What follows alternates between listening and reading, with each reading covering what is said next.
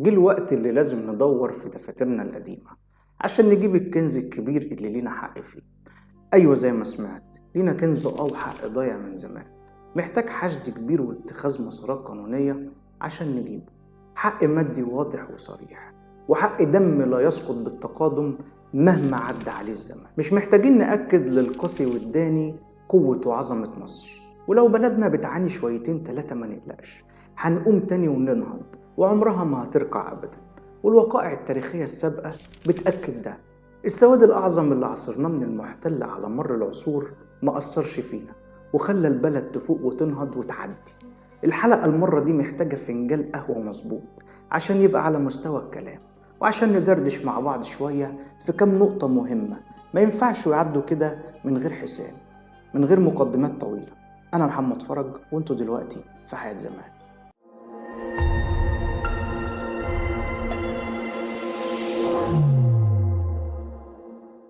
مصر كانت تحت الحماية البريطانية بين عامين 1914 و 1922، وده بعد عزل الإنجليز الخديوي عباس حلمي الثاني وتنصيب عمه حسين كامل سلطان سنة 1914 في بداية الحرب العالمية الأولى. كان في واحد اسمه السير ويليام برونايت، في الوقت ده كان بيضع القوانين القضائية ويشرعها. مهمته مالية لحساب الأموال، بيحاسب الحاكم على المحاصيل الزراعية ويقول ايه اللي يتصرف هنا وايه اللي بيتحصل هناك، والغنيمة قد ايه وبتروح لمين وليه. وده لان اعلان الحماية على مصر ما كانش بيستنزف اموال البلد بس، لا كان بينهب كل شيء، لدرجة انه كان بيستولى على محصول القطن لصناعة ملابس الجيش الانجليزي. ما هي ميغا بقى، مولد وصاحبه غايب وقدامك خزاين الارض، خد منها بدون حساب، محدش هيقولك لا ولا حد هيقدر يوقفك. انت يا بني ادم يا انجليزي انت، ايوه انت، هات الفلوس اللي عليكم. الدكتورة لطيفة محمد سالم أستاذ التاريخ الحديث في جامعة بنا لفتت نظر الرأي العام في مصر مرة تانية لما قالت من كام سنة إن مصر سلفت إنجلترا 3 مليون جنيه استرليني أيام السلطنة المصرية. شوف بقى وقتها الجنيه الاسترليني كان بكام والدولار كان بقد إيه. المهم يا سعادة البيه ويا ست هانم، بعد كلام الدكتورة لطيفة عن فلوسنا جه الدكتور أشرف صبري الباحث المصري واستشاري طب الأعماق عشان يمسك طرف الخيط ويرتدي لبس المفتش التاريخي الوطني اللي بيعشق تراب مصر عشان يكشف عن خبايا وأسرار في وثيقة اللورد مينر رئيس المستعمرات البريطانية، واللي وقع عليها 5 وزراء بيشكروا مصر على المنح والأموال والمحاصيل الزراعية والخيرات الكتير اللي من غير حساب. وجه في نصها نشكر مصر لأنها قامت بمنح سلفة مالية إلى إنجلترا بقيمة 3 ملايين استرليني، وإن لمصر الحق في المطالبة بالمبلغ ده في أي وقت. وده كان اعتراف بالفلوس اللي لينا عند بريطانيا وإننا من حقنا ناخدها لما إحنا نقرر. قالت إيه بقى المكاتبات السرية بين السير ويليام برونايت وملك إنجلترا؟ بعض الوزراء المصريين بدأوا يطالبوا بالأموال بعد ثورة 19، وده أثناء وضع دستور 1923، وكان الرد المتبع هو إحباط عزيمة المطالبات وتسكين الموضوع من خلال تعيين حكام تابعين للمملكة البريطانية. وجه نصا في المشاورات السرية يجب أن يتم انتقاء رئيس وزراء يتبع كرسي العرش البريطاني حتى لا يتم مطالبتنا بأي حقوق سبق.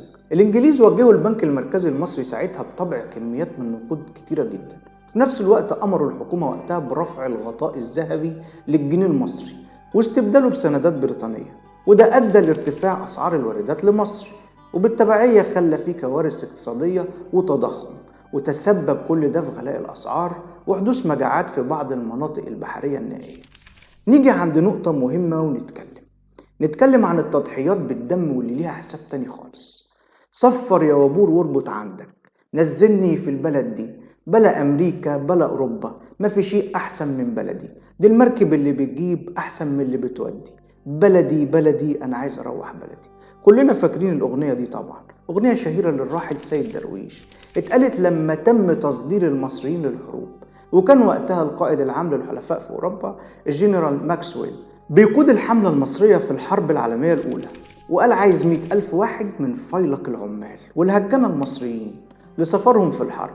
وبالفعل كان سلاح المشاة والدروع الحية من المصريين واللي كانوا بيمهدوا الأرض للحرب، ويجي الإنجليزي بالسفن الحربية يقش على الجاهز. وده السبب اللي خلى أعداد كبيرة من المصريين يلقوا حتفهم في حرب مش حربهم. وده بعد دراسة كبيرة وعميقة لطبيعة المواطن المصري الذي لا يهاب الموت، ما بيعرفش يخاف ولا بيتراجع، لأن شجاعته ملهاش مثيل في العالم. كان معظم الأهالي في جرجا والصعيد كل شوية بيتم تبليغهم بفقدان ذويهم بدون أي اعتبارات.